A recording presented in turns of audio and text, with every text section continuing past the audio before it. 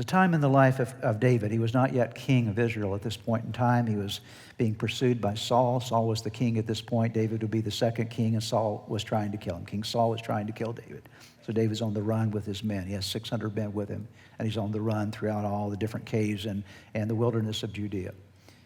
And during this particular period of time, David and his men had gone out to fight a battle, and they'd been away from their camp where they were. It's a place called Ziklag. If you read in the Bible, it's 1 Samuel chapter 30.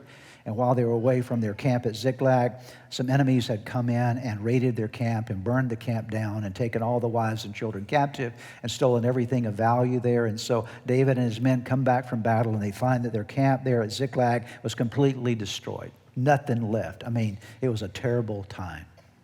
Completely ransacked and completely destroyed, and nothing is left. And it's such a serious, terrible time that the men, David's 600 men, said, "We're going to kill you, David." And they started talking about stoning David. And I want you to notice what David did. Would you agree that's a terrible time? If everybody around you says we're going to kill you, you're in trouble. Okay?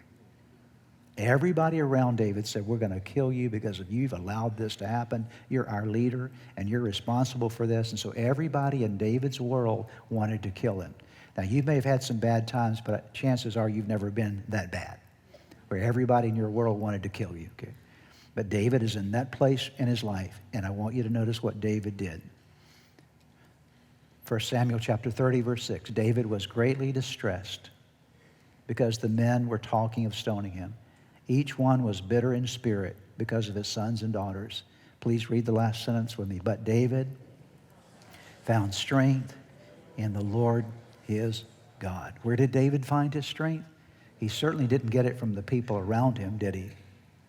He found his strength because he had a vertical relationship with God, a reverence for God that allowed him to continue, even in the most difficult circumstances, to continue his worship of God. And if you continue to read that passage, you'll see that God empowered David to go back and capture everything, or recapture and restore everything that had been stolen from him, because he had a relationship with God. Dear ones, please understand today that if you're going to find spiritual and emotional and mental health in the midst of a crazy world, your strength is going to be found not from people. Your strength is going to be found not from things. Your strength is going to be found from your personal vertical relationship with God. You must reverence God first and foremost in your life.